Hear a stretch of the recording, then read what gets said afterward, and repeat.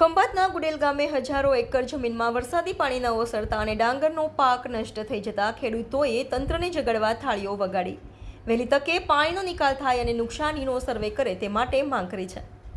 કઠિન કરવટ ભેદી લેનારો કદી ન હારતો કદી ન થાકતો, આંગણે આવેલાને પેટને ઠારતો, અગણિત ઉપકારવાળો એ અંદાતા કુદરતના પ્રકોપ સામે આંસુડા સારી રહ્યો છે. આખા ગુજરાતમાંથી ખેતી પાક નષ્ટ થઈ જવાના વાવડ તો આવી રહ્યા છે, પરંતુ આગ સામે સર્વેની કામગીરી પર પણ સવાલો ઉઠ્યા છે.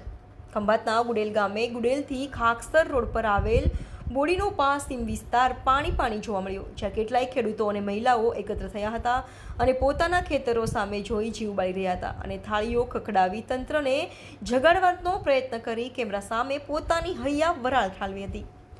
ગુડેલ ગામના ખાકસર રોડ પર આવેલા બેડીનો પા, વેણ, ધુમાડીઓ પા તમામ સીમ વિસ્તારો છેલ્લા 12 દિવસથી પાણીમાં ગરકાવ છે અને અહીં વર્ષોથી પાણી ભરાવાની સમસ્યા છે. પણ આ વખતે તો હદ થઈ ગઈ છે, કેમ કે આજ દિન સુધી આ પાણી ઓસર્યા નથી અને હજારો એકર ડાંગરનો પાક પાણીમાં ખદબદી જવા પામ્યો છે. Reporter Vijay Mahida, Diu mirror news, Khambhat.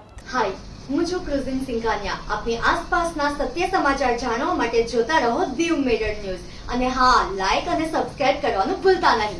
Thank you.